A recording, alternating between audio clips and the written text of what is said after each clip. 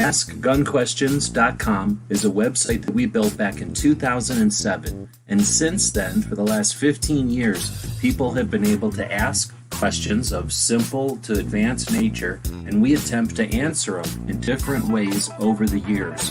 Join us now as we start a new series to answer gun questions.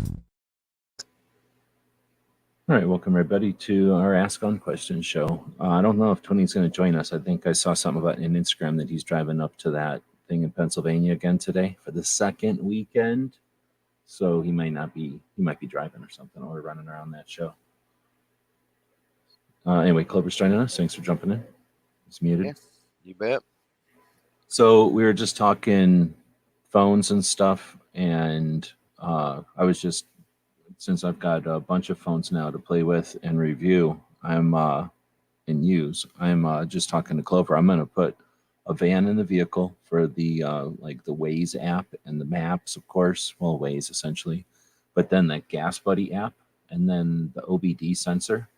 I got this little dealie that throws it to Bluetooth, I guess, and then you can just Bluetooth to that all the time, and it'll essentially let you see a tachometer and all your heating, and basically lets you look at a whole bunch of your sensors and stuff. You can get like a alternative dashboard or extra gauges on your dashboard on the phone. So I'm going to have, and then just have that one in the phone or in the van all the time to be like a monitor. Oh, and then also the dash cam, because my dash cams don't have screens on them. And even then that phone might be taxed. You know, that's a lot of stuff. I might want to do more than one of those things at a time, but I'm thinking have a phone in the van all the time to do that stuff.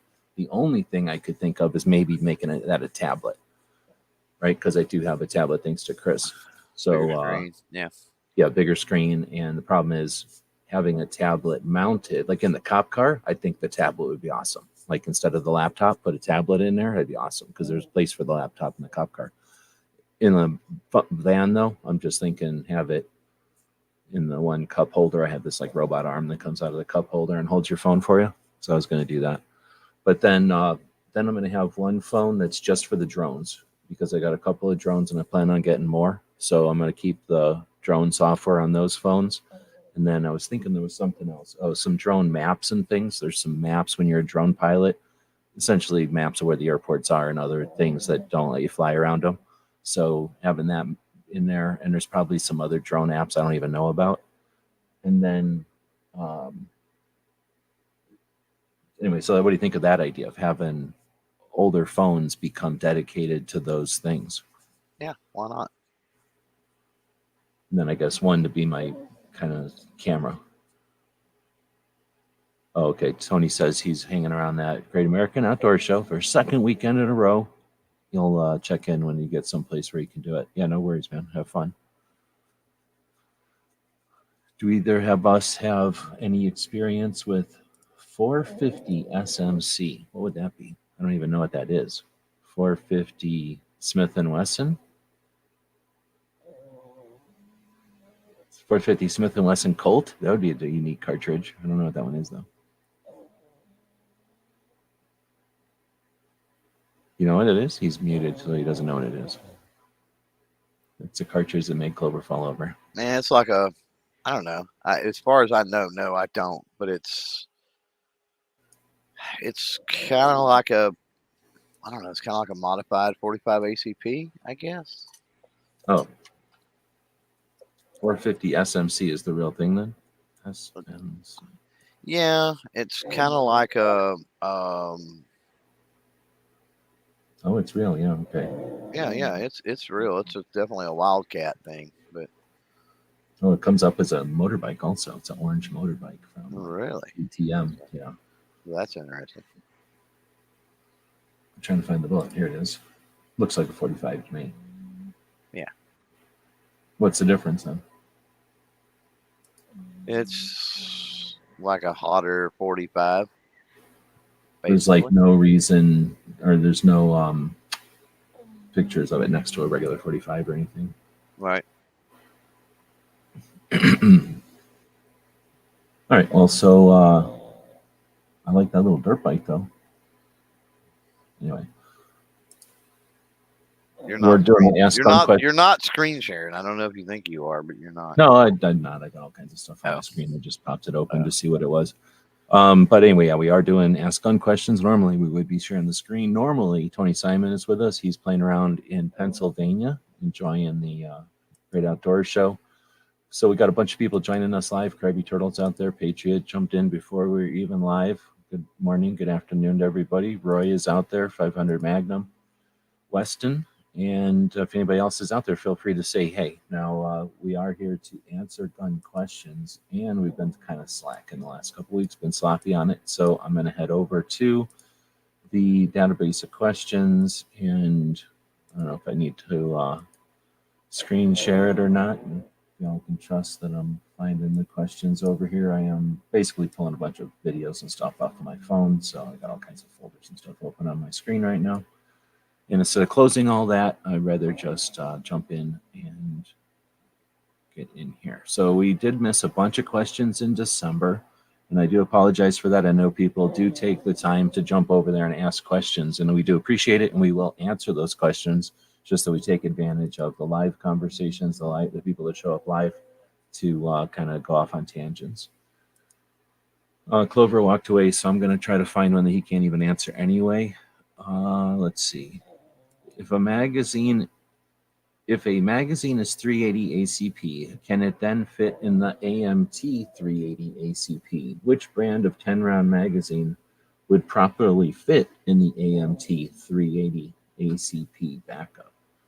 All right, so let's take ACP out of there. So that just makes it super confusing.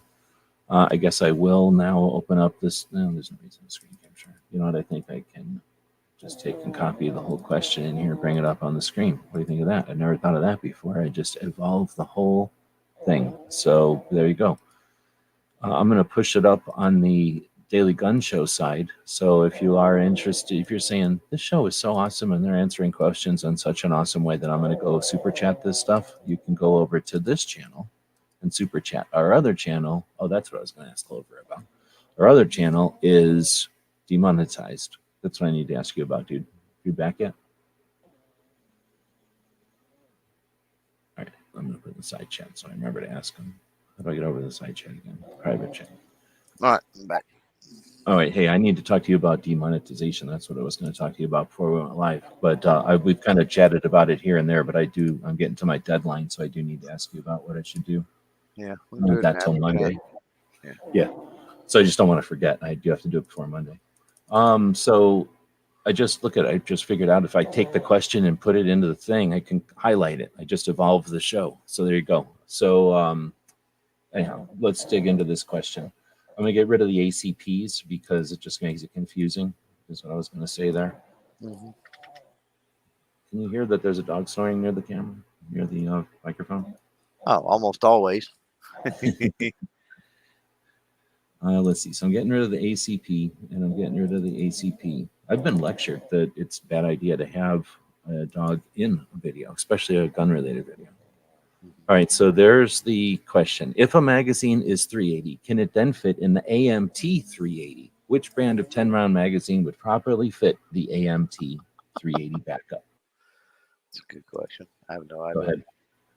Just because a magazine holds 380 doesn't mean that it's all 380s. I mean, it's really quickly we need to point that out. So, unless I'm missing something, there's way too many variables to say which magazine fits the AMT 380. Like, I don't know.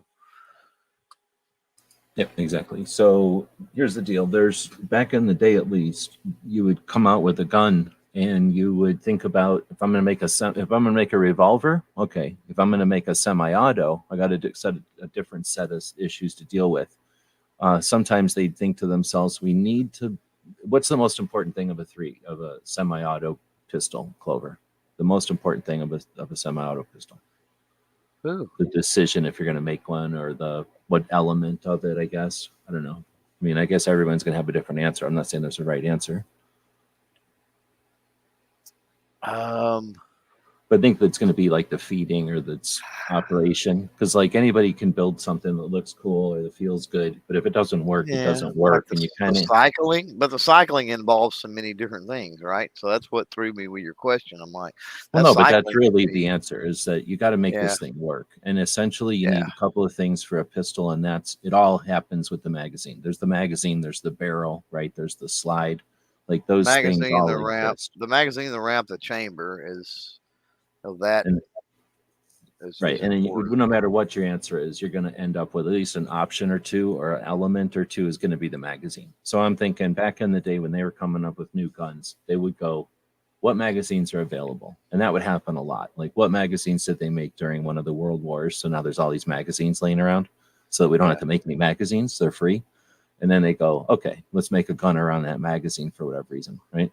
Or they go, "Let's make a gun. Oh, our magazine is just so close to whatever's magazine. Let's just buy our magazine bodies from what's its face and then change our magwell a little bit, and now we're essentially not using their magazine, but we're using their magazine because the magazine bodies coming from the same place. We're just drilling our like latch in a different place or in a different angle or something." So anyway, I think that's what happened is a lot of companies used each other's mag bodies or used the popular mag bodies. Not a lot, but some companies did that. And I think, you think of like a Beretta mag body. How many gun that you know of in 9mm use a Beretta and a mag body? a lot, but that Yeah. still doesn't mean they work, right? We're No, talking no, about no. the They don't work with each body. other, but they all fit in each other. And a lot of Yeah, times people will go, "Oh, you can get that one and then just whittle a new hole in it and now it will work." And half the time it's it true. does. Yeah, Right. And that's where I think that mentality comes from, maybe. yeah, Or, yeah, maybe people just don't realize that magazines aren't like batteries in a flashlight, where if it says it's 380, it's like saying it's a double A. Like, okay, it right. doesn't matter what brand you Yeah, buy, you good just put them in analogy. there. It's not quite like that. Or Yeah, like yeah, yeah. Pez, maybe. Yeah. Uh-huh. Yeah, good analogy. Yeah. But Yep. so yeah, that's the question: is what magazines? Well, I don't even know. You know how you find out though? It's super easy. It's super easy, and you get to go to a gun show. Go to a gun show. You can bring your gun if you want, just for shits and giggles, because it's always fun to bring your gun to a gun show.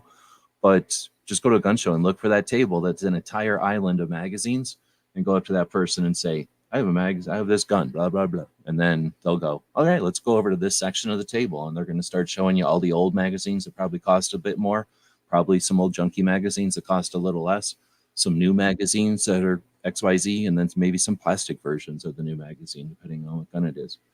Right. So that's probably my suggestion: is just go to a Yeah. couple of gun shows and talk to the person who's got all those magazines. They know way more about magazines than any gun shop you're going to find. There's no way they got into magazines that much without really being into magazines for some reason. Right. Yeah. It's And they, valid. yeah. And you almost, if you go to a large enough gun show, you're going to get that guy or that company, right? Yeah. Like the Wanamaker Tulsa Arms Show, the largest gun show in the world, for example. Twice a year in Tulsa, Oklahoma. Um,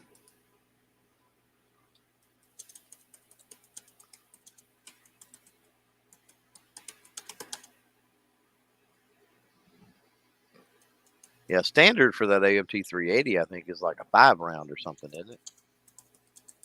So that's another thing that was throwing me. It's like weird. All right. So the next question, I guess I'm just going to go one up. I recently acquired a new Ruger. Oh, I'm not logged in. It's strange here. Oh, I'm doing this. I'm highlighting the question and dragging it over. If I can. I think this one might be too long. Oh yeah. I recently acquired. Let's try to get this on the screen. I recently acquired a new Ruger made Marlin 1895 and 4570. I went online and ordered 3 boxes of HSM. That's a company. Oh, yeah. Bear 430 grain bear loads at plus P. All right, 430 grain bear loads in a 4570 plus P. HSM indicates that it is safe to shoot in a Marlin 1895, but my manual states that it's not recommended to shoot plus P ammunition. Is it unsafe to shoot this ammo in my new rifle? So it's a new made Ruger. shooting plus P4570. Where you're coming down on this one? So since the manual says that, just keep in mind if it does have a problem, ammunition related or otherwise, and in some way they can see or say that you have done that, yeah, you can forget warranty. I can tell you that much.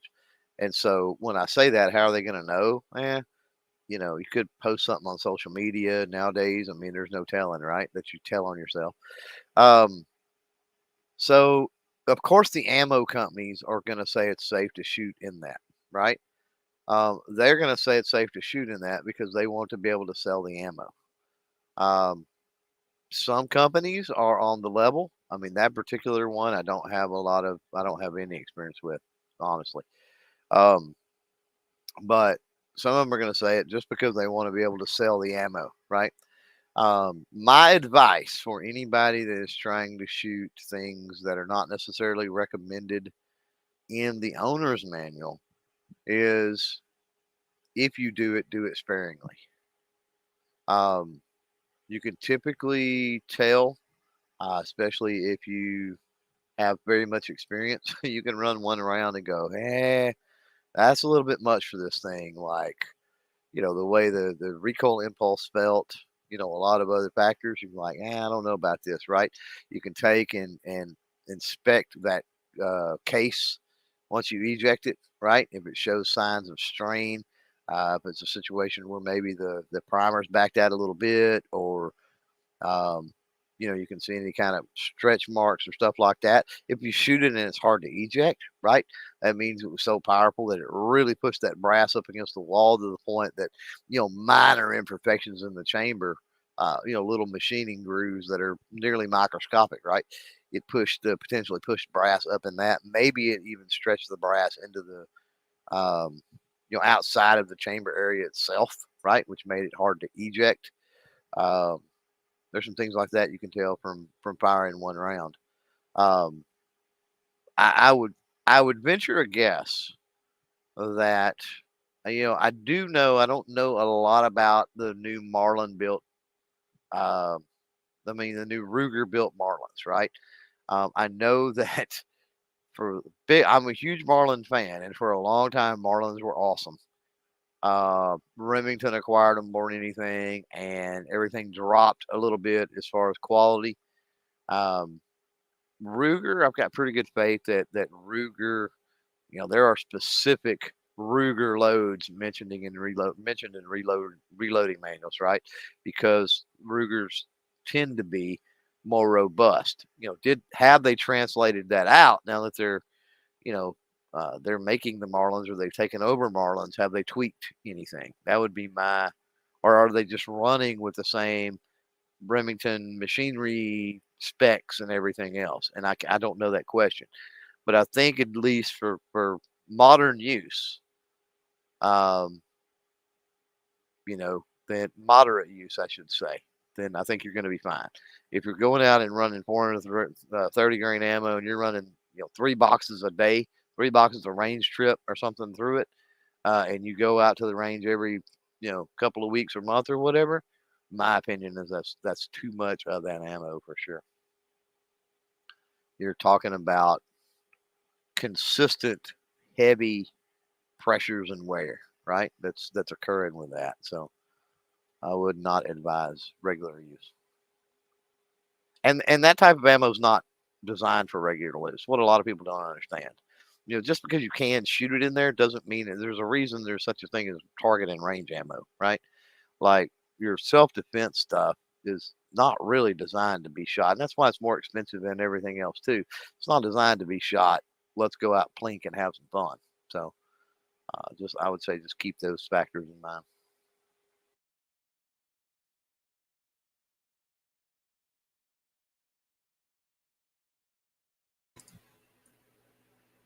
I'm not going to really add anything to that one. I think you got most of it, I guess. I mean, the only thing maybe to add would be check around online. Neither one of us have actual experience with it, so maybe go to a forum or something and see.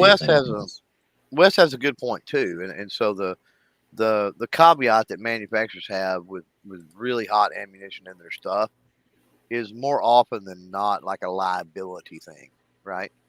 Um, a lot of the hotter ammo is made by smaller companies, boutique companies, things of that nature, and so you get some ammo from someplace that's not reputable. They don't know what they're doing. You can even have problems from like ammunition, like lower powered ammunition from major manufacturers. Problems do occur. You get a smaller manufacturer that's pushing the ragged edge on pressures and everything else, and then you get a slip up. Um, it could be pretty bad. So a lot of it's liability to absolve themselves from liability. They say don't do it. I mean, but I'm going to sit here and probably tell you that, I mean, there's people that bungee jump off bridges every day of the week, right? Um, I'm going to tell you the same thing, that you probably don't want to do that every single day of your life. Um, with strain on your body and the chances of something going wrong and other things at play, right? Or skydiving, right? It's like, you increase your chances of something happening. So, that's my mitigation of risk, an example of the same thing as shooting really hot ammo through a firearm. I ain't got time to walk down those bridge stairs, old man. Yeah, I just right. bungee jump and disconnect down at the bottom. Disconnect I let it bounce twice. Yeah. Just Well, for if fun. you do it at the right time, right? Like it wouldn't be a Yeah, problem. it's perfect. You'd have to You time just it don't right. want to. You just don't want to be standing above the line when it comes back. All the velocity, you have to wait until the max whatever velocity has been reached or whatever, or slowed, and then disconnect. But yeah. So Weston is now saying if you never skydive, your chance of dying from skydiving is 0. Well, first Right. off, unless you're standing underneath of a skydiver. This is true. Yeah. Well, All right, so it's 6.5 Creedmoor. And I have a 6.5. Let me put it back up here. I have a 6.5 Creedmoor, and a live 308 is on the bolt, not the barrel. Can't eject the round. That's interesting. So somebody put a 308 on the bolt, and now they can't eject it from the gun, I'm guessing. So if I'm assuming you put the 308 in there to chamber it in a 6.5. I don't have any idea if that fits or not, but the bolt came in and grabbed the back of the rim, and now what? It won't come out and eject. So if it's inside the chamber there, it's inside the where the where the bolt rides. Maybe they're having trouble getting it off of the um, to get the ejector to let go of it. And since it's a live round, they don't know what to do. Have you ever had that before? Have you ever seen that? He's muted. He's scared. It scares him. yeah. Bolt action question. I have 6.5 Creedmoor, live 308 is on the bolt of the barrel. It doesn't say. It just says a bolt. It doesn't say it's a bolt action. Oh, well, I'm assuming it's a bolt action, but that's the only thing I can think of where you'd have I guess you could have a semi-auto with the same situation, right? Where the thing catches on and it won't. Is a 308 so long that it won't come out on the 6.5? So here's the thing. The reason I don't think that has anything to do with it. I don't think the bolt has anything to do with it. And here's why. Somebody correct me if I'm wrong out there for absolutely sure. But isn't 308 and 6.5 Creedmoor the exact same bolt head, the exact same case head dimensions?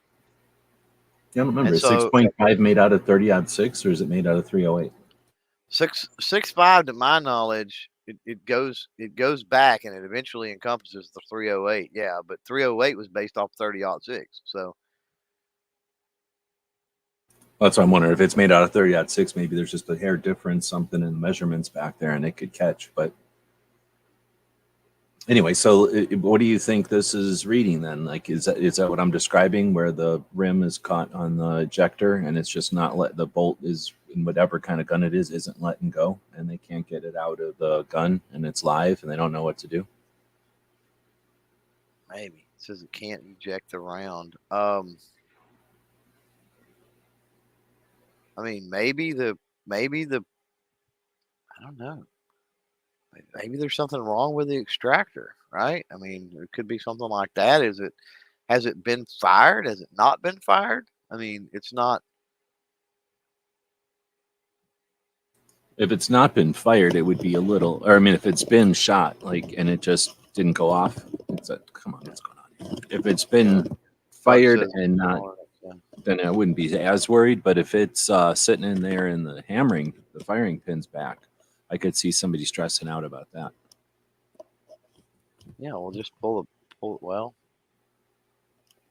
Kind of depending on which I gun would it say is. I would say pull the bolt back, but it's saying it can't eject. So I don't know if we're talking about a bolt gun, a semi-auto, right? If we're talking about like an AR-10, right? And it's locked in there somehow. Or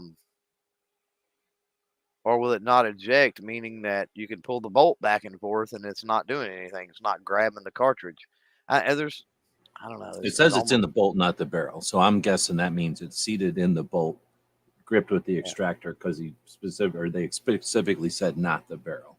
Yeah. Right. So the bolt chambering issue is not a problem, as MC points out there. The 22, 250, 243, 6 Creed, 6.5 Creed, 708, 308, and 86 all these Blackout calibers use the are same all the same case. bolt. Yeah, all the same. So that they're all the same case. So they're all using the same bolt face. Yeah. So unless there's something wrong with that particular thing, like maybe the primer's goofy or something, and now it's pinned in there somewhere, that it's like some kind of weird, twisted nail puzzle or something. But yeah, something's going on. I mean, is it possible? Did the question say it said 6.5 Creedmoor on the barrel? No, I mean, I have the whole question right here. I have a 6.5 Creedmoor, and a live 308 is in the bolt, not the barrel. Can't eject the round. So 308 is on the bolt, but not the barrel, and it can't eject the round. So to me, it sounds like is it possible to jam a 6.5 Creedmoor into a 308? Possible they've got a 308 rifle and they've jammed a 6.5 Creedmoor up in the chamber? Well, since they've got the same case, it's possible for sure that somebody's going to pick it up at the range and try to put it in there and go, yeah, it's not the same wrong dimensions. It's not the same dimensions past the case head, though. We have to keep that in one. mind. Okay, the big whoop. Obviously, it happened. So somebody was either testing it or accidentally did it. But I could totally understand where you create a puzzle where you jam, let's say, on a bolt action. You bring the bolt back, you put your cartridge in, you put it forward. Oh, it doesn't work. Pull it out, and now it won't come out the front because it was too long in the first place, and it's locked into the thing. And now, it's not going to eject like this. That could freak you out. And typically, you're gonna, once it's back like that, at the range, downrange, if you can pull the trigger and release the bolt and just pull it all the way off and then take it out.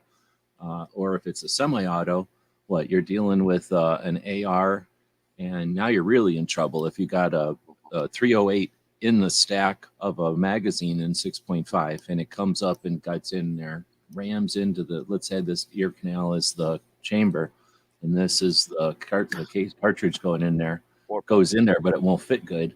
So you go to pull it back, right? And if that gets locked in there, now your bolt carrier is sticking out into your receiver extension. You're not opening the gun. It's out of battery. Yeah. Yeah, you're really in trouble there.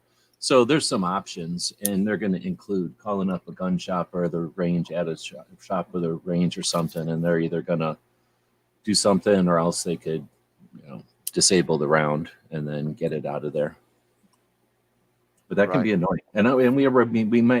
I'm just assuming it's some kind of a trick puzzle type of thing that they got themselves into. I could be totally off here, and it could be something else completely. That's not really the best description. So, right. Well, and we talked about that before. Sometimes when we're dealing with, with ask gun questions, and it's a common thing. Like there are people that they don't know enough, and why would they if they were asking gun questions, but they don't know enough to ask the question the right way or something like that. It does happen. Oh yeah. We're not. I mean, that you can't know until you ask. Right. Know. Yeah. Tony is saying that Richard stuck 5.56 round into his case with a sticker on it somehow, and that got it stuck in there so it wouldn't eject, and then they had to shoot AKs. So, Right. it's possible that, yeah, there was something that should work, but for whatever reason, it's that particular one is broke or wrong or dented or stepped on or something. You didn't realize it and it gets jammed in there. But this sounded like it was on the bolt. I'm guessing on the, something about the ejector or the bolt wasn't letting go. And I don't know, you could get a rock jammed in there and get one of those again, like a twisted nail puzzle where it like only goes together the one way and it looks like it's an impossible puzzle. Sometimes you can get a piece of sand or something into the I've bolt. had I've had totally valid, and I mean, if we're talking about um, 6.5 Creedmoor here, I don't know of any like lacquered steel case 6.5 Creedmoor, but I can tell you that with my FAL, um, at least when I first got it, we've since rectified the situation from happening for the most part because my FAL is built by a very reputable person. Anyway, when I first got it, I was running some lacquered steel case stuff through it, and like when it would get hot, it would come a point to where you would fire it, and if you didn't eject it fairly quick, like it was hot, so it like melted the lacquer, and then if you let it sit for any length of time, and as it cooled, the lacquer would harden, and it's like you'd have to pogo the crap out of it to get to, you know what I mean, to get it to eject. So I don't know if they're running lacquer stuff, but it's potentially an issue like that too. Yeah, you don't hear about it too much, but that's what happens when you don't hear about something because it kind of went out of fashion for that reason. Somebody will buy a box and go, "Oh, I'm not going to, I have a bunch of boxes. Quit shooting it, put it in the back of the shelf." Somehow it gets back into circulation years later, and nobody knows what lacquer is anymore because nobody's been shooting it for years. Right. Yep. Let's see. What is the barrel? What is this? What is the barrel thread tenon dimensions of a Browning BLR B81 steel receiver model? I imagine you know that one off the top of your head, so I'll just have that one over to Clover. Yeah. The barrel thread dimensions of a Browning BLR B81 steel receiver. I know the ones for the brass receivers, but I can't keep track of all the steel receiver ones. They're in metric, and I don't keep track of metric numbers in my head. So I don't know where that one came from. Maybe they're trying to be funny or something. I don't know. I can consult a book. Yeah, but that's a technical question that somebody who's either a gunsmith or is asking a question for a gunsmith, maybe. But I Running take my like, BLR. troll questions. I can tell you what a book says. I'm working on it.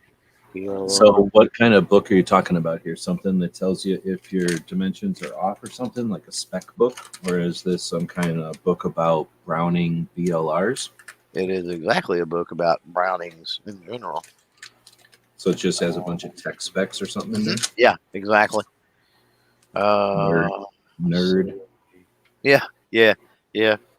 I've got a lot of old crazy books like that. So while you're looking that up, the next one this is going backwards. So this one is actually from 1/8. So this is from early last month. If I have a bolt action rifle with an external non-removable magazine, can I load rounds into it and push the top round down to close the bolt without putting a round in the chamber? So if I have a bolt action, can I load rounds into it and then push those rounds down into the magazine and then start to close the bolt so that a round doesn't go into the chamber? I've never met a magazine where you could not do that. In fact, they're kind of meant to do that, I think. So it's a super safe way to carry around a bolt action.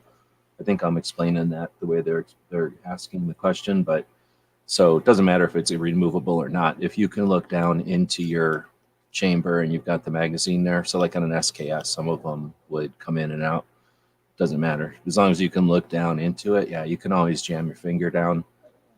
There's no magazines that are, because of the nature of a magazine, spring has to go somewhere. So unless you bottom out the spring, which I guess is possible in some magazines, so that you can literally not get one more round in there.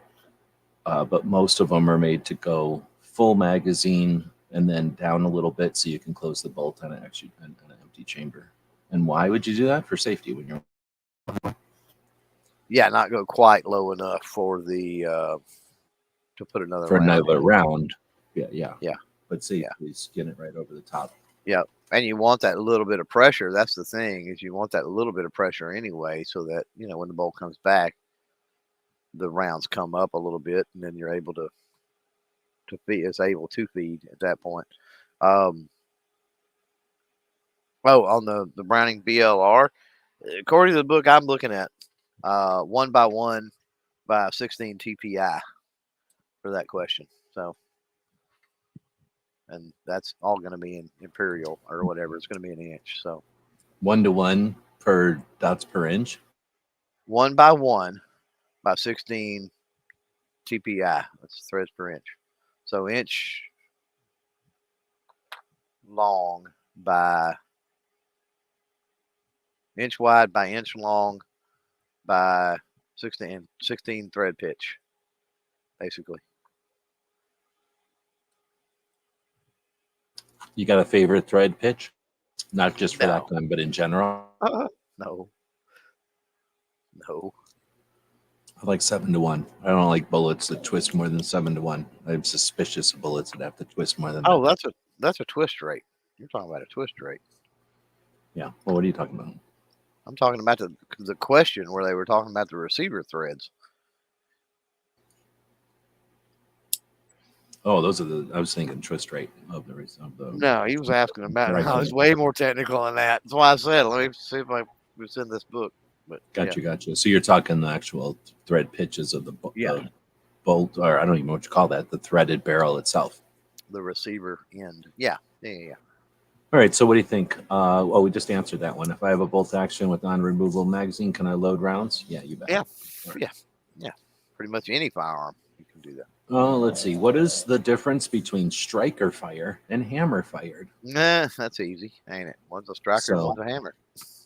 Striker fire is, So hammer fired is essentially the mass of the hammer coming forward and slamming on.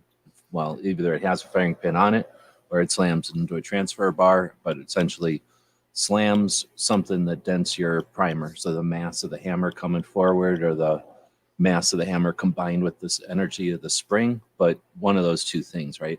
So a striker fire is essentially accomplishing the same thing. It's going to dent your primer enough to ignite the primer powder. Yep. So in order to crush that primer, what you're going to do on a striker fire is essentially have like a nail punch. You have a nail, mill. It's just I don't know how else to call it except a nail. It looks a lot like a nail with some extra ridges in it, and that thing is held with spring tension. Like it's held back with a spring, and then they let go of the spring, and it pushes the thing forward, or anyway, it shoves the striker forward. Hammer fired. Yeah, hammer fired is swinging a sledgehammer overhead. Striker fire is stabbing with a spear. Oh, okay, there you go. Yeah, that's fine. That's a good way to say it.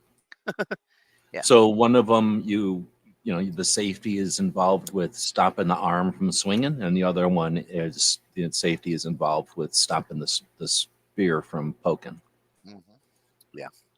Yeah. But then you get into actions, right? Like there's far more. Well, there's single and double action always, and single action would be you're just gonna the hammer is back and the spear is back, and all you're doing is letting the spear fly. You're letting the hammer fly. A double action, you're going to be pulling the spear back and then letting it fly. That's two actions, or pulling the hammer up and then dropping it. Two actions. So either way, but there's very few striker fire that are double actions, though, right?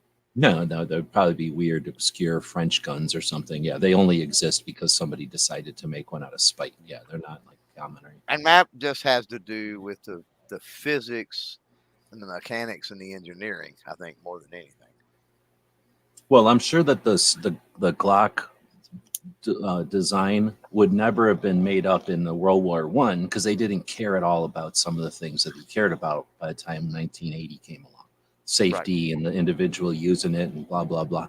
So there's certain things that they just would have never cared about in the old days. They just were trying to figure out how to make metal work to wrap around these new bullets that they invented in the United States, to keep tyranny away from them. Let's see. I think we already answered this one. Is it a good idea to, I'm not copying and pasting these anymore. Did you get that the hammer and spear from 4-H days, or did you come up with that? Or did you read that? You're harking that off of the NRA, or what's going on?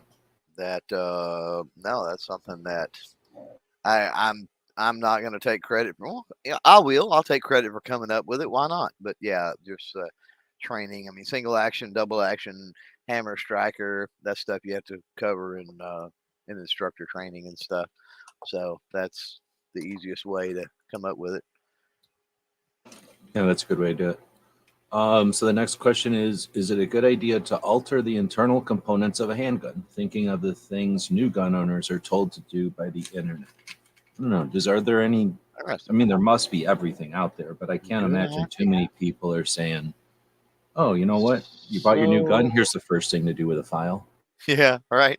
Um, I don't know that it's a good idea, right? I mean, if we're going to parse words in the question, if you're talking about your carry, uh, I would at that point pretty much say it's not a good idea, right?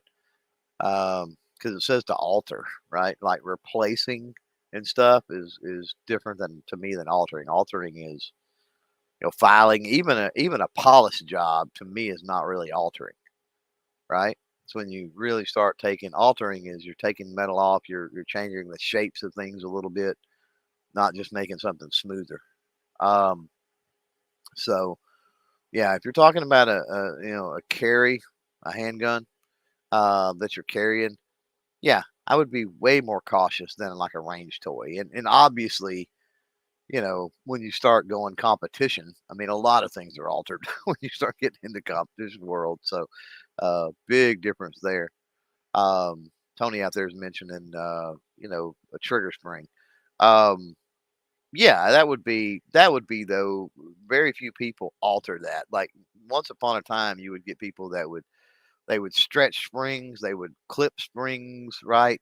Nowadays you order a spring kit, right? And that thing's been tested. It's been through, you know, uh, or most manufacturers that offer that and stuff like that. They've done a certain amount of testing and other things. So, you've got the reliability and and safety and other things at play with it. So again, I don't parts changing. I don't necessarily throw into the realm of altering. You're right, G. When I hear altering, I think somebody's got the files out or the Dremel tool.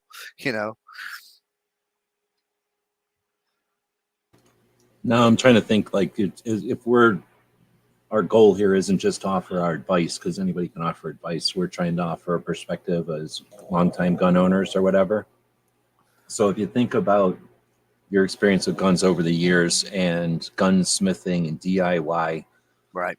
back in the day, you would buy a gun from the store, and then at some point it got to like, oh, you got to repair it.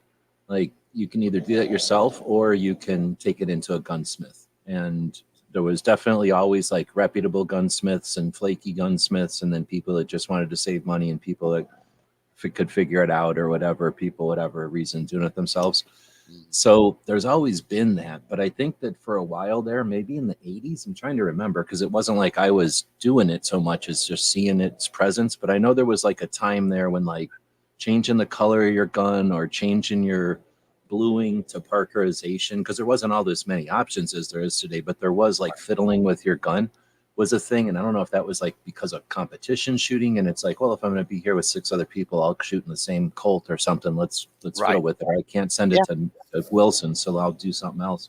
Yep. So then, you get to the 90s, and there wasn't yet like an explosion of gun owners. But then there probably was, and I wasn't just paying attention because I was doing life and growing up or whatever. But then in the 2000s, when I started paying attention to the gun community, sharing it with internet, I would say that you had the combination of people who were inclined to be like fiddle, and then you had the modular platforms like Glock and AR-15 and 1911, and I don't know, even some of the other ones that are out there, Beretta and more, come to mind, where you started to have more stuff to fiddle with, and then people started to make stuff to feed the need, and now it wasn't like only Wilson and the Glock store have accessories, but like every gun show you go to, every gun shop you go to, every website you go to is going to have Right. accessories and options. So I don't even know now if people are even hesitant to jump into gunsmithing. For a while there, it was like, oh, that's kind of, you jumped into gunsmithing. Oh my, where'd you learn that from? Where'd you get that confidence? And then I think, I don't know. So I don't know. Where do you see that trend? Do you think it's been just always growing? Do you think it goes off and on? Do you think that it's we ain't seen nothing yet, or do you think that we're about to see the end of this as kind of a trend that's passing? I Ghost think in it's cyclical, like everything. Um, I can remember people. I can remember people. The community that new firearm owners, whatever. That's grown in cycles like forever. With political wins or whatever situations arise, new things come out, new technologies are developed that interest certain people, whatever, right? Um, and the same thing, the whole personalization. But you got to set aside. For me, you've got to set aside personalization versus um, factory tested, built, whatever. And I'm not talking about from the exact factory of the manufacturer of the firearm, but mass produced replacement parts. Let's say, right, whether that be a lighter, trigger spring, or whatever, and Yeah, then changing the grips isn't gunsmithing. the old dude in the gun shop that is literally filing, put it in a mill and shaved a thousandth off, or changed the radius of a part, or some weird little something like that's a whole different game too, right? And so um I think the days of people fiddling with the ladder, right? The filing, the the literally tweaking with the parts like that, right? Where it's not like I don't want to say a drop in, because that makes some of the interchangeable parts or replacement parts seem easier to install than they may otherwise be. Some of them can be difficult. Um, but that ladder, the actual gunsmithing, the actual filing, and things like that, um, I think the days of those get more and more numbered. Not because um, they're not because there's less people that don't want to reap the benefits of doing something like that, but because nowadays with modern firearms and modern technology and those so many aftermarket replacement parts out there, drop in. I'm going to use the word drop in, even though I don't mean it's easy to do. With those parts available, it eliminates a lot of having to do that. And I'll give you a good example. So I'm a big Browning Buckmark guy. Been a big Browning Buckmark fan, and I always did some tweaking with the sear spring, and polishing the triggers and changing the trigger shoes on, especially competition models we would use. Right, so into that latter category of a little bit of actual gunsmithing on those, and then here 3-4 years ago, maybe longer than that, 4 or 5 years ago. Good Lord, was it 6 years ago? I don't even remember, but there was a company that came out with a part that eliminates ever having to mess with it, replaces the sear spring, right? And it's perfect. It's manufactured to a certain spec that's like you literally knock a pin out, you put this in. It's not that quite that easy, but you knock a pin out, you slide this in, you put the pin back in, and there's no clipping and tweaking, on springs or anything like that you have to do, right? It completely eliminated um, that aspect of things. And so I think you're seeing more and more of that happen, uh, which, for better or worse, eliminates the need of really having to get into things and play around.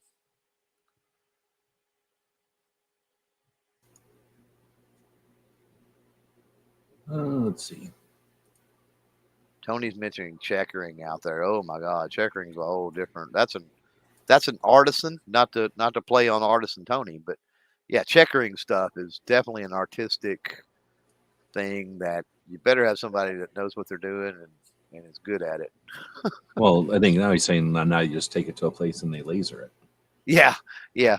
Well, I mean, if you want laser, style checkering, sure, but there's something to be said about the old school way of doing it too. Same way as engraving. They can laser engrave, but I mean, the work that's done through laser engraving versus the work where somebody literally sits down with an engraver, you know, and does it all. Like you can tell, especially if you get a magnifying glass and get up close and all on it, much more beautiful work can be done. Well, you don't need a magnifying glass. You can tell the difference between when somebody carves something and when a robot, sends a Dremel tool over a number of passes, right? It's like there's perfection, and then there's the the the, the presence of imperfections that makes it authentic, right? In reality, all the little That's a good chisel point. marks. That's a good point. Yeah, that's more unique, I guess, right? Yeah, it has a feel to it where the Yeah. robot ones will end up. And the other thing is on guns, at least, nobody puts really real effort into the laser engraving. There must be a couple that do, but most of them at this point, they got the dimensions of the revolver and they figured out. So they put essentially a border, a frame around it. And Mhm. if you look at that, that's just so they can line it up in their laser without having to, in the fixture that they created or whatever, so that Mhm. they give themselves a little bit of play. And the difference there is that someone who's actually engraving it they can go all the way to the edge. Like Yep, they're doing it so they can get it to, this is have like true. anyway, so there's those kind of A little more differences where intricate, little more intricate work is what you're saying. yeah, a little And less that's kind of what I was getting at. Yeah. one in a million instead of one in, dime a dozen or whatever. Anyhow, Right. so Yeah. the next question is: Are detachable magazine fed shotguns reliable, or is my anti-magazine me just being a FUD? They're as reliable as the magazine. The honest truth about that. Yeah, they can only be as reliable as a thing that's designed to push up the weight of a shotgun shell Right. with the weight of other shotgun shells on top of it without Mhm. pushing so hard that it delays the operation of a semi-auto. So it's asking a lot of a spring And to be differently tensioned throughout its operation forever, yep. back and forth. It's a lot to ask. With a magazine fed shotgun, rim lock is at play as well. Yeah, that's a good point. Just keep that in mind. So our detachable feed shotguns, I mean, I can go grab probably one. I'm gonna go grab one. I think I can go grab one. So I know Clover likes to talk about shotguns and everything, but I'm just not a Heck fan yeah. of shotguns, period. But shotguns that use a magazine sound like a great idea. But the mag lips on a shotgun need to interact with, because there's a lot of mass. There's a lot of space took up by the magazine for 12 gauge, let's say. Hmm. Doesn't matter because they're all the same. But there's a lot of mass. It's going to be a handful. So when that interfaces with your gun, that's a massive mag well. So right off the bat, nothing delicate here, nothing elegant. It's all going to be massive. If it's made out of plastic, now it's got to be thick and massive to be able to deal with all this tension and the strength and everything. So it's just huge. And then by the time you're all done and said, if you're lucky, you get 10 rounds.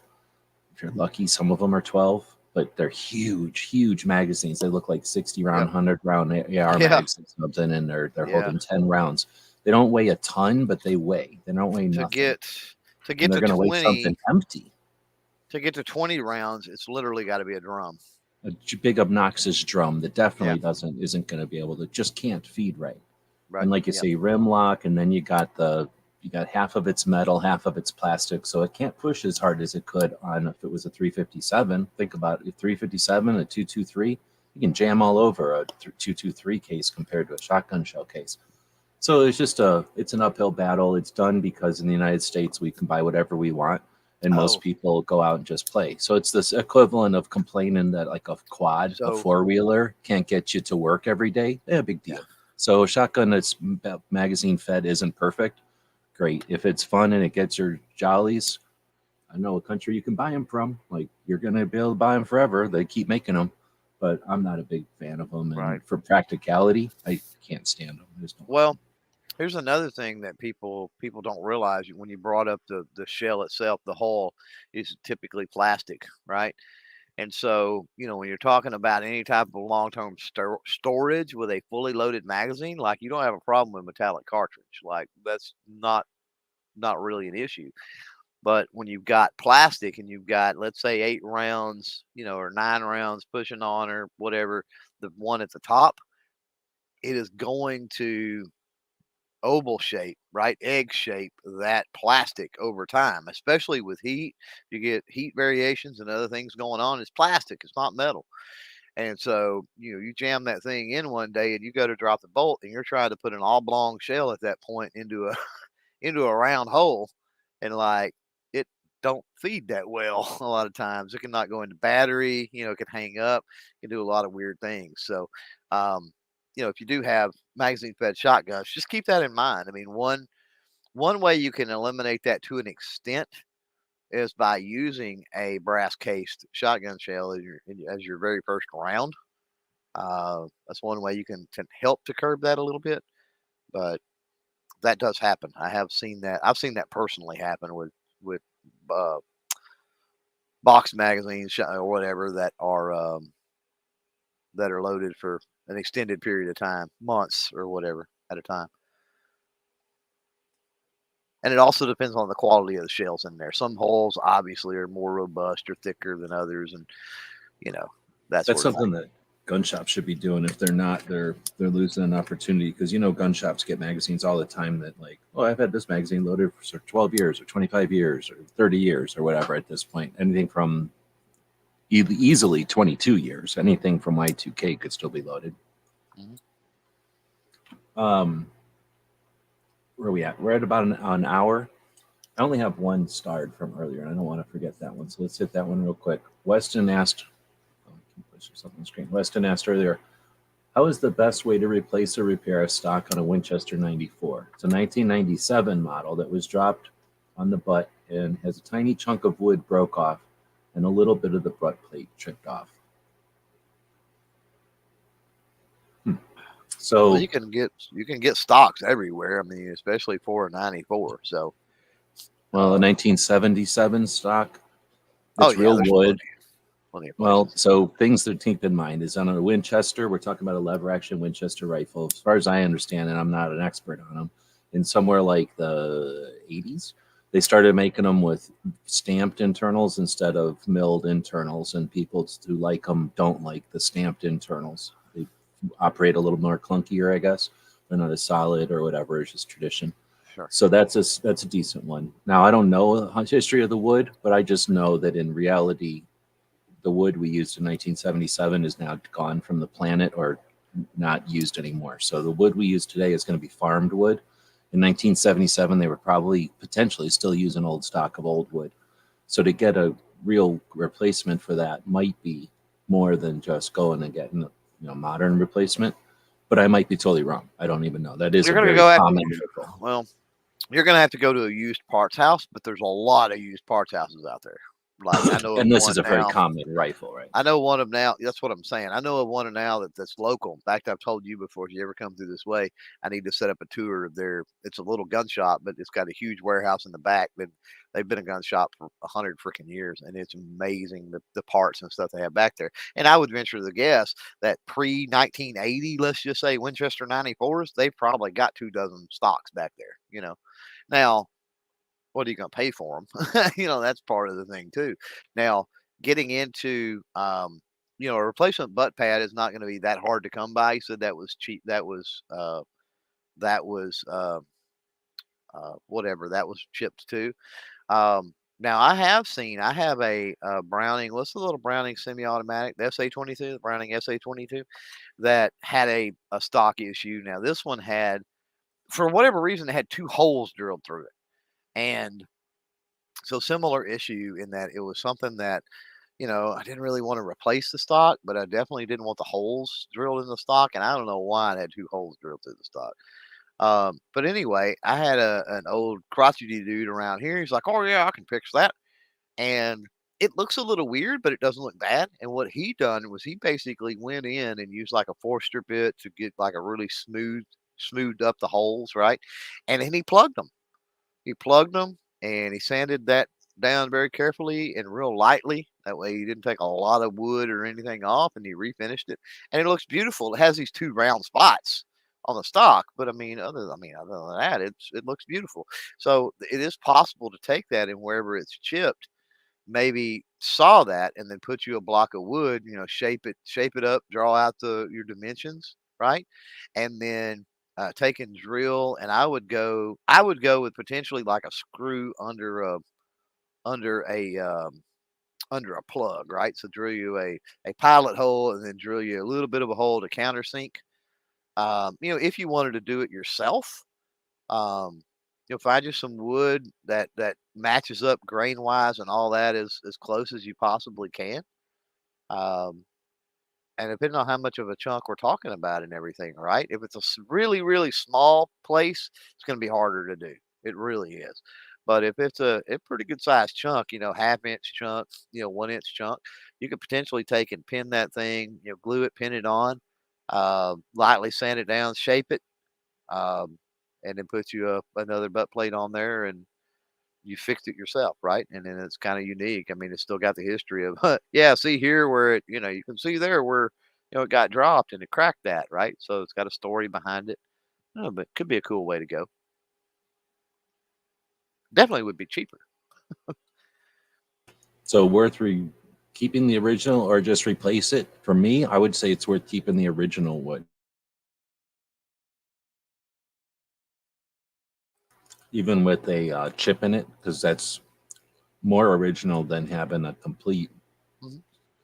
repair stock. Yeah, decent looking repair on it wouldn't hurt it too terribly bad. Not on a 1977, you know. And I can't imagine too many people that are purchasing a 94, a model 94, that aren't going to appreciate some stories in it, that it's been some places. Yeah. I mean, if they're going to buy a gun, there's unless you're buying one to engrave it and put it on the wall, right? And if Right. you are engraving it to put it on the wall, what's the chance that they're going to engrave it to give it to somebody, a 94? You're giving that to somebody who's doing something. So there's nothing about a Winchester 94 Well, that isn't just like a black eye or a scar. I guess I should say not a scar, a black eye, but it's just a scar, and it just yeah. shows that it's done stuff. That's the kind of gun that does stuff, and it's done stuff. Well, and you've got another option too, right? Like just because, let's say it's not a collectible type situation, right? Let's say this is a daily shooter, right? Or a, year over year hunting rifle or something, right? And it needs to be usable, right? It's not gonna be very comfortable with a chipped off buttstock and all that potentially. And is it gonna bust more the longer you shoot it, or it gets thrown around in the pickup or whatever, right? Hopefully you're not throwing it around too much. But um, here's another option is like, you've got a lot of companies out there. Again, Winchester 94s very, very super common. You've got the option to go get you some laminate furniture, right? And for use purposes, right? Just put the laminate furniture. I mean, change the furniture altogether on it, right? And that gives you something that's usable and this, that, and the other. It's not a big deal to change furniture out. But then take the original furniture and put that up in a box, even. So if you ever had an issue where you needed to put it back original, yeah, you could do that. You could do that as well. That's a good point too. If you don't mind throwing some money at it, then yeah, just go buy a complete set of furniture. Because now you're only talking about the handguard anyway, and probably buy the complete furniture for the same price you're going to buy stock anyway. And then yeah, go wail on that all you want, and now you've got your original stuff if you ever need to have it with it. That's probably the perfect answer. Yeah. And Tony's right out there, by the way. He says they make wood filler that sets up like a epoxy and stains. Yeah. But even once you do that, I have done some stuff where I have filled in areas, and one of the things that I like to do is I'll always, once I get that filled in and then I get it shaped, even if it's a very small area, especially there at the wrist where it meets the receiver on old shotguns. That busts out quite regularly. And what I'll do a lot of times is I'll use the wood filler epoxy type stuff that he's talking about. But once it sets up and then once I've shaped it, what I'll do is I'll go back and I'll drill holes through the epoxy part into the actual wood that's there at least at some point, and drive some little pins in it or something, right? Usually with glue on them, and then and a lot of times it's too small of a hole in that situation. That's why I say pins, right? Little pins, because it's too small of an area to do like a wood dowel, or I would do a wood dowel. But then I'll glue those pins and I'll countersink a little bit, and then use some of that wood filler like on the top, and then sand that out. So I have done that too, and he's right. I mean, that stuff does work pretty great. You can fill in, shape whatever you need to, and it sands the stuff I've done. It sands out pretty easy and everything too. You're just gonna lose. You're gonna lose some of the wood grain. Would be the only thing with the wood style epoxies I've used. That area is not going to have wood grain. That's why I say if you're able to use a little chunk of real wood and the same type of wood and kind of match the what am I thinking? The direction of the grain up a little bit. Well, it That depends tends on if to. you're trying to make it look like it's not been repaired, or if you're just leaning into the repair, kind of like what you're saying. Yeah. Do you want it functional, or do you want it functional, or do you want it to be functional and look as good as it possibly can? Right. I mean, I've got, I think most of my shotguns my one shotgun has like 3 or 4 places the stock's been repaired. So it's not like, it's just like having a shovel or something with some tape on it. Nobody cares. It's just, okay, that shovel got dropped or something. Maybe somebody ran over the handle. Still working. Yeah. Mm-hmm. Right. I think we're talking about it too much. I think, the idea is that with that kind of rifle, like Clover said, just make sure it's working for you. You're not like compensating for a uncomfortable stock and missing whatever you're shooting at. Right. Yeah. Yep. All right. But let's see, we're about an hour in. Any other questions out there from folks who are live? We're not quite caught up. We have a couple.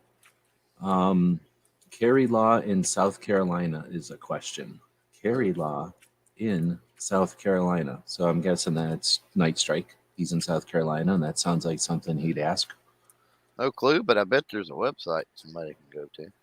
And I literally just typed that into the internet, and it says South Carolina open carry, what to know about the law. Then you got South Carolina from concealedcarry.com. I believe you know that place.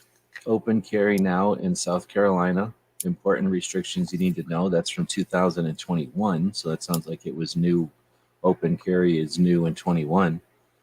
South Carolina concealed carry, talking about the reciprocity back in 2021. So it looks like, just from looking at the results of a quick YouTube or a quick internet search on, this is DuckDuckGo, it looks as though, here we go, NRA ILA, South Carolina gun laws. That'll be a nice quick summary. State Constitution has South Carolina. They have a state constitution. Article 1, Section 20 of that state constitution is a well-regulated militia being necessary to the security of a free state. The right of the people to keep and bear arms shall not be infringed. Well, there's one reason that Night Strike keeps saying that all the time, because it's part of his state constitution also. It's weird that they made it Article 1, Section 20, and it's weird that they just directly copied the Constitution. What's up with that? Talk about lazy. Well, I mean, yeah. Come on. What do they think the Constitution? Everybody's going to forget about the real Constitution? Just, let's read theirs again. Whatever. Well, that explains a lot about Night Strike. That's all I got to say. Yeah, exactly. Why wouldn't he just copy everything? Because the Constitution, the state constitution did it. Yeah, why not? Gun law is over. Not his fault. It's South Carolina. There's no permit to purchase. There's no registration of firearms. There's no licensing of owners. There is a permit to carry for handguns. There's no permit necessary to carry rifles. They have enacted a Castle Doctrine. I don't know what no net loss means, but they have no legislation about losing nets. The right to carry confidentially. Oh my goodness. So I'm guessing that means concealed carry. It says provisions enacted. What does that mean? Right to carry in restraints. Oh no, restaurants. That makes more sense. Legal. They can carry in restaurants, I guess. Right to carry laws shall issue. Well, like every state is. Right to carry reciprocity. They have conditional recognition. All right. Right to keep and bear arms, state constitutional provisions. It says with provisions. I don't know what that means. So it looks like they got pretty decent reciprocity. Everybody except for Colorado, California, Washington, and Oregon, Illinois, and a couple of states in the New England. That's about as much as I can tell you about South Carolina gun laws from a brief check of the internet. This one we kind of talked about a minute ago. Can you leave gun clips, i.e. magazines, loaded for a long time without it affecting the spring? Yep. Or loading around into the chamber? Yep. Metallic cartridge? Yep. The wear comes from use. So from compressed, uncompressed, compressed up the back and forth movement is what wears on springs. Yeah, the use, not the set, right? Or something like that. Right. Yeah. As long as they're in a fixed state, they're fine. It's when you start working them back and forth. Take, for example, a paper clip, right? Everybody's opened a paper clip, right? And worked it back and forth and back and forth and back and forth. And eventually it snaps, right? Same type principle. You can bend it and leave it, that paper clip, however it's bent, and it's fine forever. It's not a problem. But you start working it back and forth, it's eventually going to break. So same type principle in magazine springs. The more you work them, the more they're gonna wear, basically, and more problems you're gonna have. Tony says no net loss is related to wetlands or hunting land when proposing new developments. So I guess what that means, if you're throwing a net on birds, you can't lose the net. You're not allowed to lose the net when you're hunting birds, I guess. I'm not totally but sure only the way Tony says it, that only applies in new housing developments, though. And wetlands new housing developments, of course. Well, that's why you would be so aware of it. Yes. If you have lived in South Carolina a long time, I guess you're fine.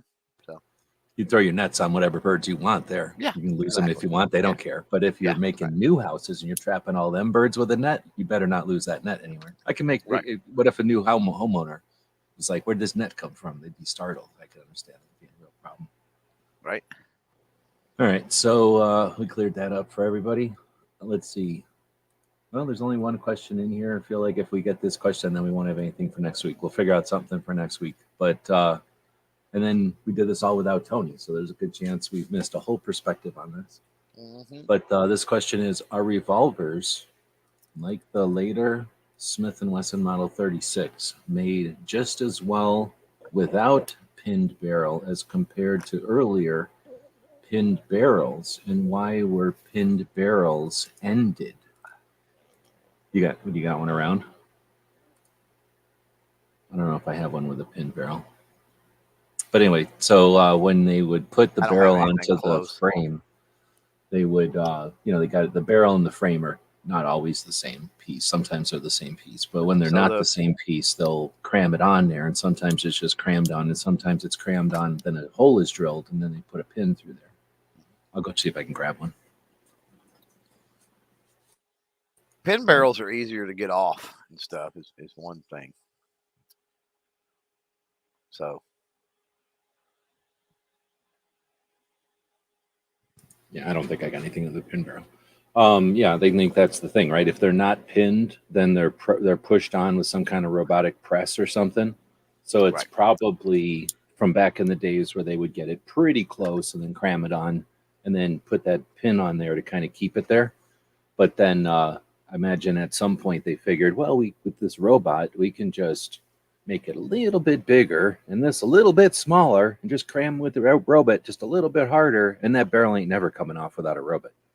Mm-hmm. I guess or at least that's what I think. They just decided, hey, we can manufacture these a lot better tolerance now. We don't need that precaution. Yeah, it's a manufacturing thing. I think it's why were pin barrels ended.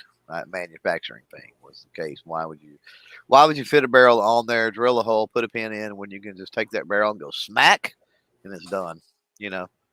That's I hate to say that, but easier process with the machining, and tech probably improved to allow that cost wise, whatnot. Yeah, and it's not like they went, oh, this is better, and therefore we're going to do it this way. It could have been, this is way faster and cheaper, and nobody cares. We're doing it this way. And that could have easily been. Because other than the collectability, right? So here's the thing: Smith and Wesson, everybody says, "Oh, it's got a pin barrels. It got a pin barrel, right?" That's the thing. Well, what if there never was a pin barrel? What if they always just crushed it on there, right? Smacked it on there. Like, would that even? There wouldn't be a thing. Like nobody would say, "Oh, that's an early crushed on barrel," right? It would be directly the opposite if they crushed it on and then nowadays they pin it, right? People would be like, "Oh, that's a crushed on barrel. That's a crushed on barrel." It's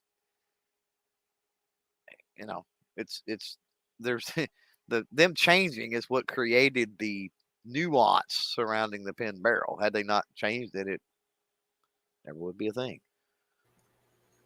So Well, keep and it that in was mind Smith too. and Wesson, and I don't know who owned Smith and Wesson when they did this, but was it the lock company or was it a family or who?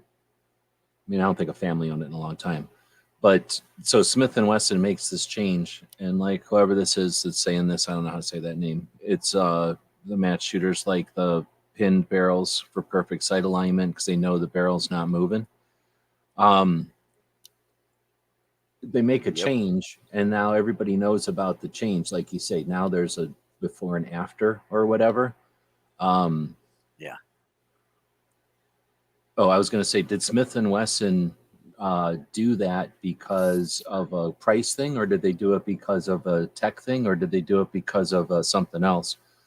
If it's just a company with making a decision, you know what I mean? Like, then I guess everybody could get up in arms. But if they would have been like, hey, we've got this new machine that it can press it on and we don't need to put the pin anymore because it's so much better without the pin, then people are going to be like, oh man, you got the old pin model?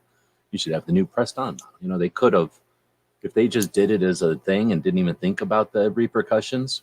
But if they would have been really thinking about it and, you know, been somebody in the lab going, you know what, if we press these on, not only do we save money, but now they're super precise and they can't be misaligned because the robot pushed them on so hard.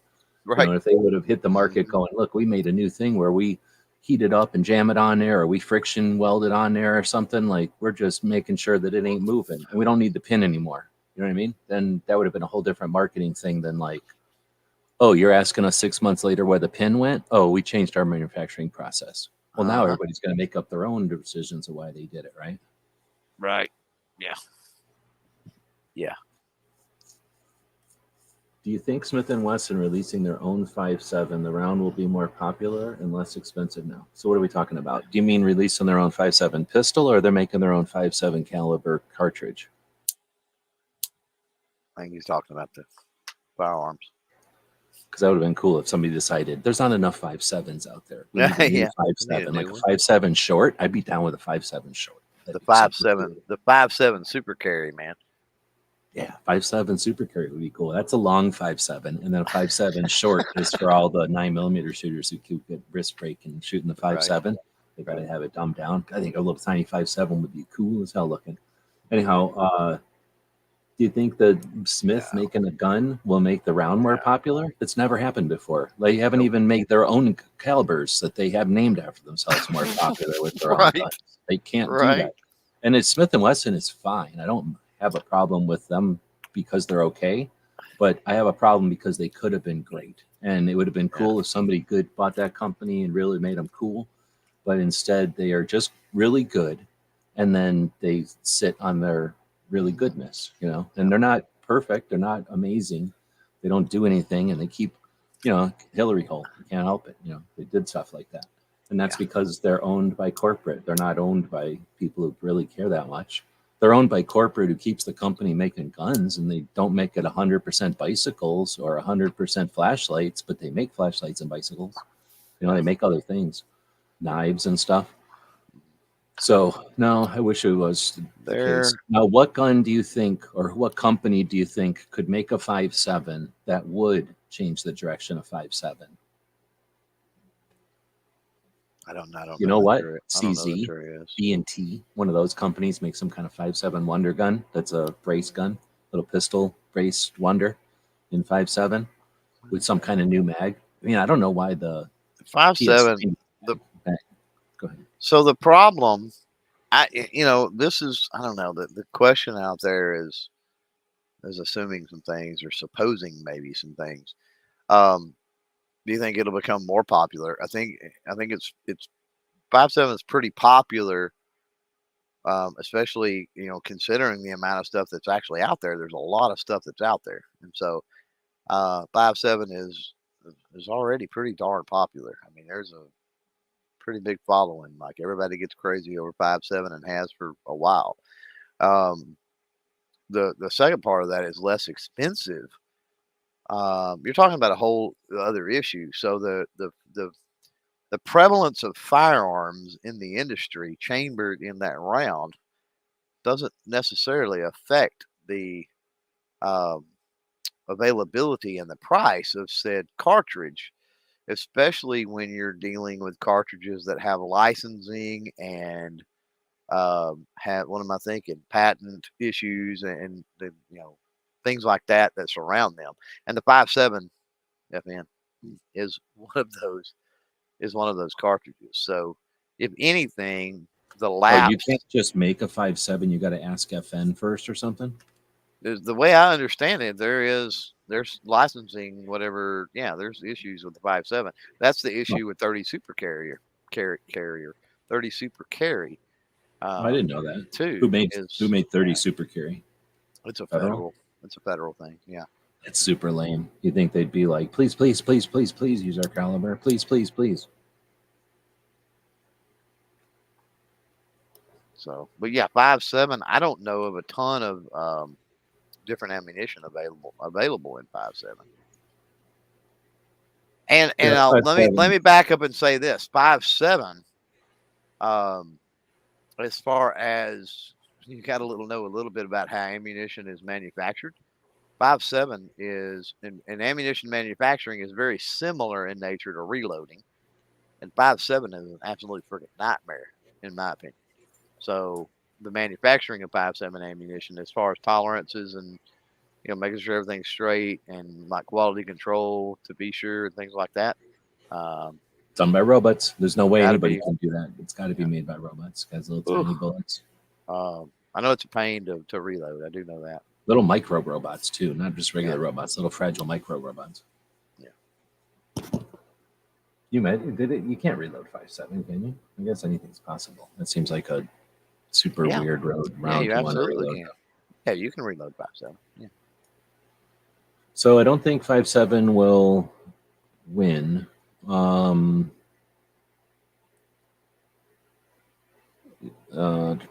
I call it a very popular niche cartridge. That's kind of where I throw 5.7. It's got a lot of following, a lot of popularity. It's a cool cartridge, but it's at the end of the day, it's niche.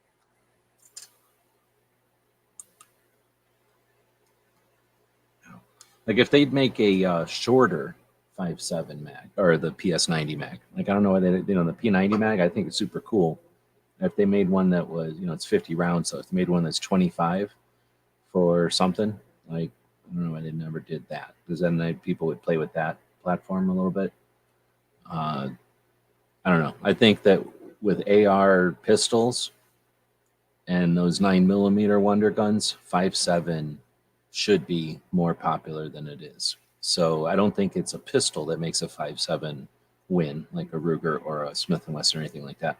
But I think, an AR in 5.7 or something else, something that's braced, that's whatever, when we get rid of the NFA, something that's where 5.7 is going to shine. And that's one of the reasons the NFA is the real culprit here. So it's not that Smith & Wesson can't make a good enough pistol in it. It's just not designed to come up through the grip.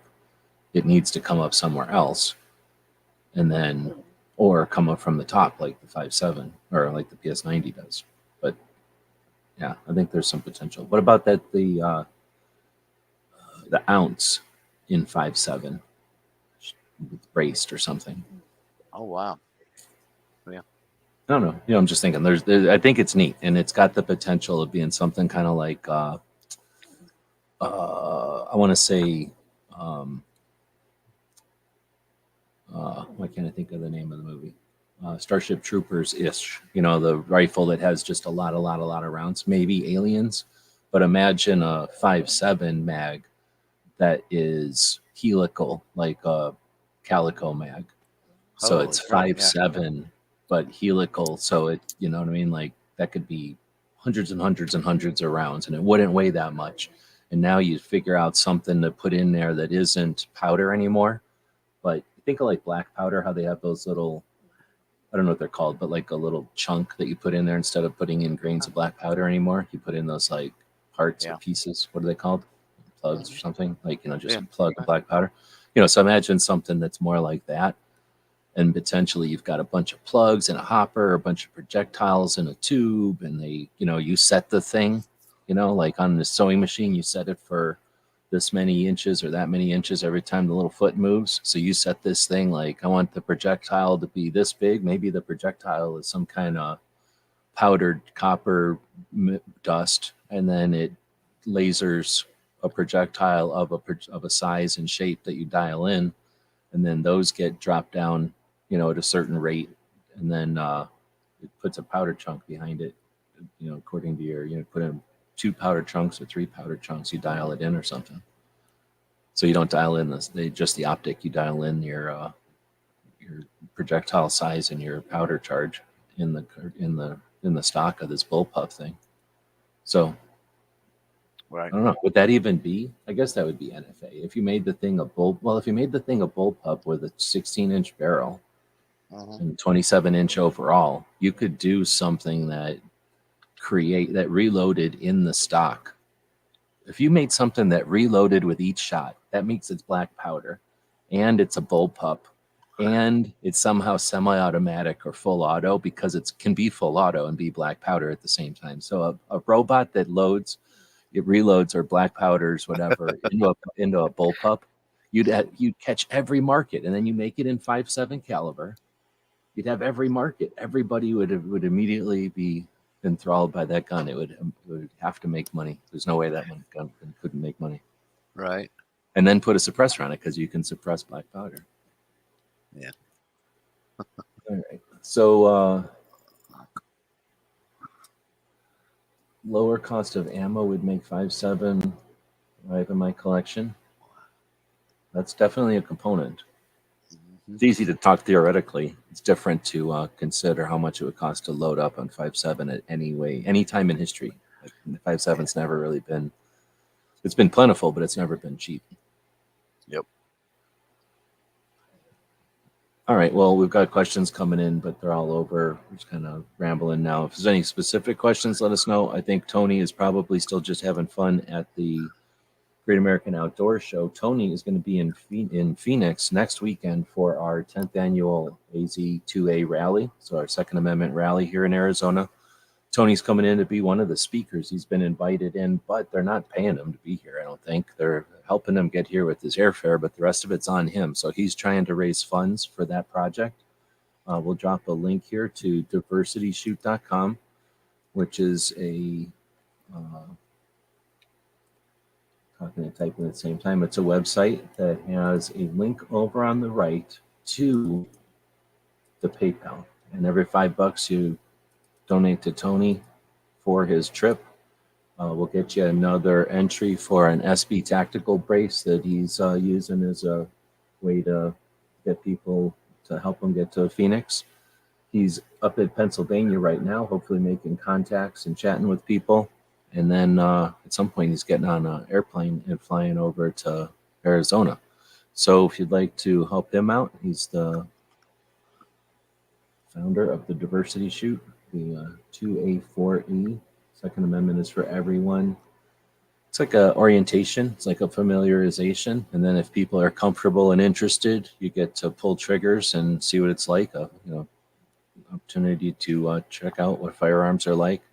As importantly, check out firearms owners and what a gun shop is like, what a shooting range is like, and the procedures. And it's a way for people that might not have any kind of friends or family or any kind of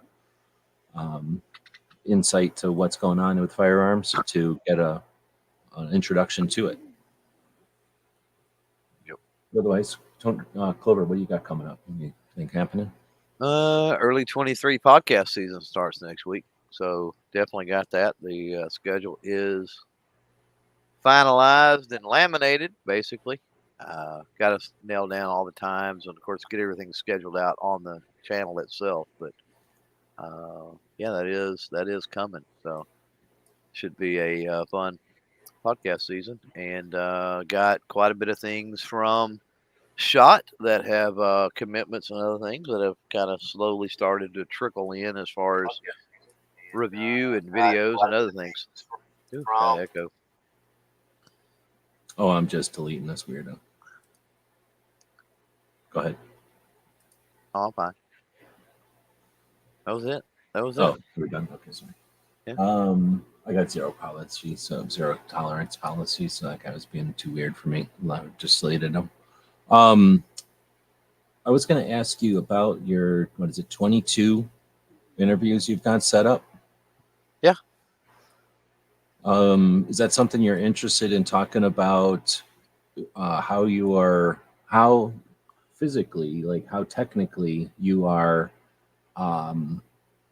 or keeping that straight, organizing that? I mean, is it like a piece of paper calendar? Is it a spreadsheet? All of the above, man. Quite honestly, it's not nearly as organized as one might think. But I did have one double schedule that I had to deal with, and then I had one out of those that was a move around. I had somebody that it was like 3 dates open left, and they couldn't do any of those 3.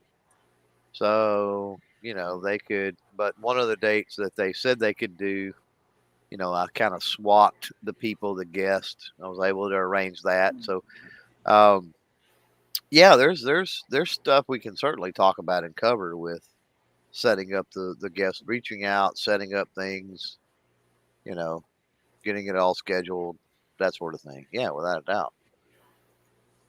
I just don't want it to seem like I'm some expert and have some awesome blueprint for doing it because No, not at all. That's why I'm curious about it. Actually, we probably should do that on like a Tuesday.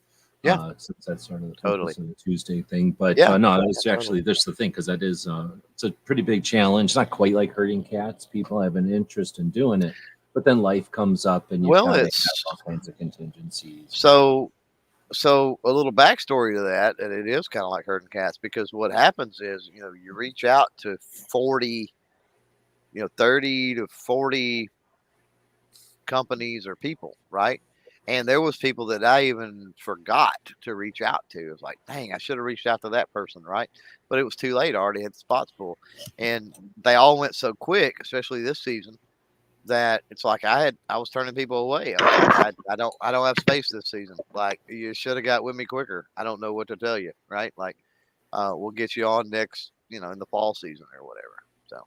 Well, that was kind of one of the questions. Is it wasn't like you had 22. You got the 22. They fell into place, and then it was over. It was like you had 35 and 22, or what was the ratio? What do you mean? I don't know if you can tell, but he has his little tongue sticking out right there. Yeah. Was it like you had 35 people in mind and it was the first 22 to get back to you and Yeah. figure out the slots? Or was First it like 22 23? First 22 to commit. Yeah. But I mean, was the ratio like 35 or was it like 23 people and it Oh, wasn't that? like 30, Okay. 38. I'd say 38 to 40. Okay. And I would say out of the 38 to 40, definitely in the 30s got back with me. But, Just not fast enough to be the they weren't fast 22. enough. Yeah, either there wasn't a date that they could work with or, everything was full or whatever the case may be. So, yeah. So, but that's good. Because number one, I mean, and this is something we can talk about Tuesday, quite honestly, but just real quickly to say that's a good thing that they fill up quickly and you have to turn people away because Yeah. that shows there's a demand for your podcast and they're more likely to jump on it when you throw it at them next season. Like, oh crap, I gotta respond to this because if I don't, I'm gonna lose. There's not gonna be any spots. So. Right on. Yeah, we'll talk about more on Tuesday, but it was something I had to was wondering because yeah, it was pretty cool to see a list 22. It's more than one a week because that's not 22 weeks, is it? No, there's two. There's 2 a week with 2 or 3 weeks break because we've got NRA, we've got Shooting Sport Showcase. There's some things going on a couple weeks, and I don't have anything scheduled for those weeks. So Got to go on your vacations and stuff. Yeah. oh yeah, sure. But yeah, and I didn't do 22 necessarily even on purpose. You would think, oh, 22 long rifle, you did 22.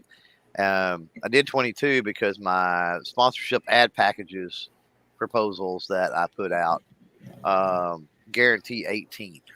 And so I figured 22, that gives me 4 episodes that, things come up, the person's a no-show, whatever the case may be, right? Like that gives me 4 leadway to be able to fulfill the commitment on any sponsorship or ad package. So um, that's one reason I landed on 22. I could have done 20, but I'm like, I'll push it. And just the way the weeks worked out, right? Looking at the calendar, I was like, okay, I'll do 22 spots.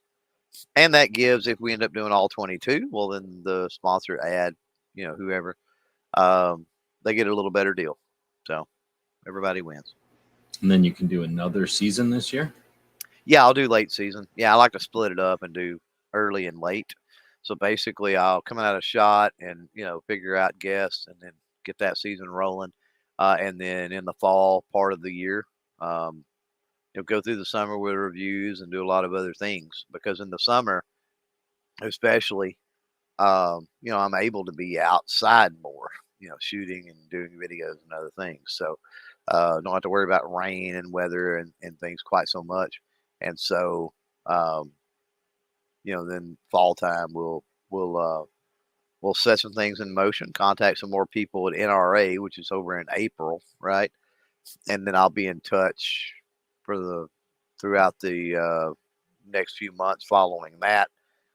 And then we'll start getting the fall season scheduled. And the fall season should be around the same. Should be 18 to 20 or so episodes for the fall season. So I want it to average out to about 1 a week. I just don't want to do them every freaking week all year long because I need time to devote to other projects, other parts of the channel and other projects.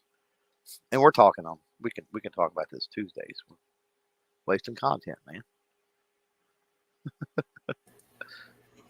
Right on. Welcome. Questions are coming in. How come 22 Remington Jet never took off? Because it's so goofy looking. It's way too bottlenecky. Right? I think it's too fragile of a looking bullet. What do you think? No, he's not even muted. He just doesn't care about 22 Jet. He doesn't like it. Yeah, it's a little bit too niche, I guess. Looks like a wine bottle. It's just such a weird looking thing. I don't think it could take off. Right. What suppressor works for a PX4 Storm? Probably most. PX4 Storm, isn't that the carbine or is that a pistol? The Storm is the carbine. So probably anything. I think it's got a lug on it too. If I remember right, one of the selling points of that thing was that it came with some kind of suppressor lugs right off the bat. And that's got a 9. Are they just in 9mm, the Storms? No, I think you can get them in like 40 and 45, unless I'm wrong. Yeah. So what caliber Storm, I guess, would be the next question. But essentially, it's like most carbine or any pistol can will work because any can for a pistol will work on a carbine like that. And the only thing you really got to worry about with most pistols is that if it's going to work with its barrel, and with a carbine, there's no barrel moving around or nothing. So you're not going to get so much pressure on the end of a rifle that you got to worry about blowing out the can on any of those calibers. Yeah. So I would say pretty much any of them that fit are going to fit. So if I'm right and there's some kind of lug system on the front of a 4, then you got what suppressor works, one that'll work with that attachment point. If I'm wrong and it's just threads out there, then anything that'll thread on the front. But that's probably the safest platform to put a can on, wouldn't you think? Oh yeah, it's very cool. You'd have to, you want to make sure that you got the thread and then proper bore diameter, obviously for the caliber. You don't want to put a 9mm can on a 45, let's say. You could run a 45 can on a 9mm. Yeah, that works actually just fine. Works really good. Not perfect, but it works really good. Yeah. And then 10mm shooting out of a 45. I still can't even imagine that would really be an issue. 10 is bigger, but it's not so much bigger that it's going to hurt a can or nothing, right? Yeah, I don't think you're gonna have I don't think you're gonna have an issue pressure wise. Nah, Out of a rifle, at least. I don't think so. So Not with modern materials and machining and other things with suppressors. No.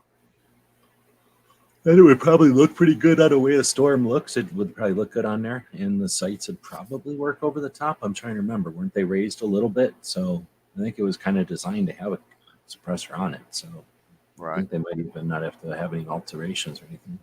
Right. Right. Let's see. Fall season is the premium season with all the hunting going on and Christmas on the way. Maybe. All right.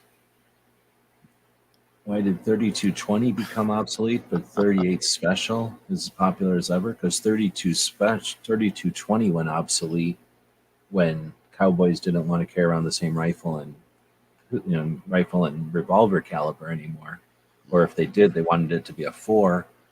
And 38 special was a million years later, right? I think like the 50s or something, like much later, when police were still carrying around stuff. And it was the same issue with 357, it was the same issue with 38 and 357 as it is with 10 millimeter and 40. Some people were like, I don't think we should be having to shoot this powerful of a cartridge. I want to shoot a 38. And other people were like, I think we need more power. I'm shooting 357. And then they were like, we'll agree to disagree, and we'll buy these 357s, and you shoot what you want, and we'll shoot what we want. Yeah. And 3220 people were their grandparents. I think it's just a massive gap in time there. Yeah. So I think there's a few things. I think that as the turn of the century came, and I don't remember what it was, late 1890s, 38 special came around, right? And that's when you've seen a lot of your 38 calibers come around, as a matter of fact. And so, there quickly became a shift from 32 for whatever reason, from 32 to 38, and that's just held on. I mean, with the invent of the 357 Magnum, obviously you can shoot the 38 special in a 357 Magnum, which is less recoil for plinking around, or whatever the case may be. So I mean, that's kept it popular. If you're talking about projectile options and diameter, think about 9 millimeter and how long it's been around, and then the popularity it's gained, despite people that actually have sense and prefer more better calibers. But 9 millimeter, 38, 357, all right there in the same projectile range, right? So, I think the design on handguns, from revolvers to semi-autos and all, that was just a much better fit than the 32 caliber stuff. You've seen a lot of 32 calibers around the turn of the century, the 1900s. A lot. And you would think that's where it goes. That's where we go back to a previous comment where they were like, somebody out there was like, "Oh, if they make more guns, will that help with the ammo or do this or the popularity?" And it's like, do you realize how many 32 caliber stuff existed in the 1900s? Like, it was amazing the amount of little companies, big companies, whatever, doing stuff in 32. And then yet we filled a question that says, you know, why did it become obsolete? So, the amount of stuff out there, it doesn't necessarily dictate. It depends on what comes along later and everything else. But I think with the 38, I think the invent of the 357 has had a drastic impact and renewal on keeping 38 special around.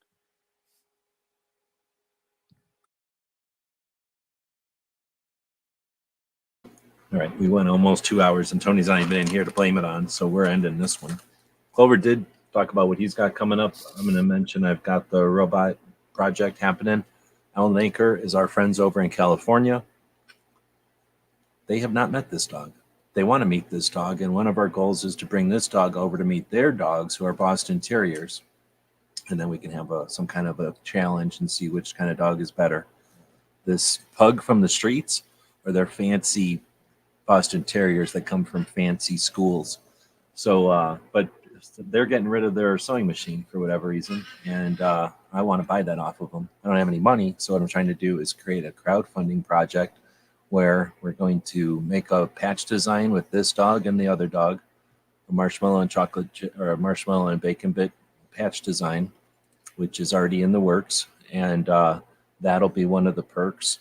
The other perks will be whatever we're able to make with the new machine, and some of the first stuff that comes out of the new machine. Since we don't know what that is yet, it's hard to say what it is. So we need 140 people that are interested in what we can do with a new robot. If you're one of them people, we'll put a link in here. Jump on board, grab a spot, and then watch what happens. Now, if you're not able or not interested in being part of the project, it's no problem. This little dog can not meet those Boston Terriers. He'll be all right. But if you could help us share the project, that would help a lot. And then maybe this dog would go meet those Boston Terriers. Look how happy he is when he hears that he might be beating some Boston Terriers. He woke up.